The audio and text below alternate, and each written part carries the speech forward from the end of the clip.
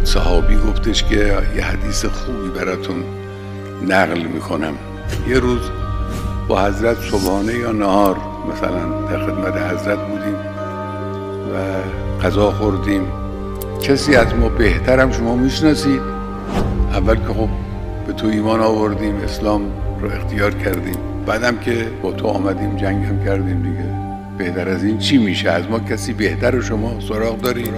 قال بلا قوم من امتی یأتون من بعدکم فیؤمنون بی. اون کسانی که ایمان به من میارن در حالی که من رو ندیدن، اینا از شما افضل.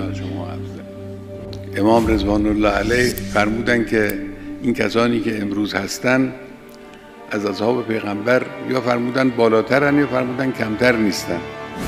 من با جرأت مدعی هستم که ملت ایران و توده میلیونی آن در عصر حاضر بهتر از ملت حجاز در عهد رسول الله صلی الله علیه و آله و کوفه و عراق در عهد امیرالمؤمنین و حسین ابن علی صلوات الله و سلامه علیهما می باشند. واقعش همینه دیگه. اون جوان مؤمن مخلصی که از همه لذات زندگی، از همه آرزوهای جوانی، از همه شهوات، خواسته ها، از زندگی راحت، از پدر و مادر، از همسر، از فرزند چشم میپوشه میره در راه خدا جهاد، حالا یا در جبهه های دفاع مقدس مثل اون دوران ها یا در جبهه دفاع از حرم مثل زمان ما یا دفاع از امنیت، فرق نمیکنه. اینا بالاترن از اون.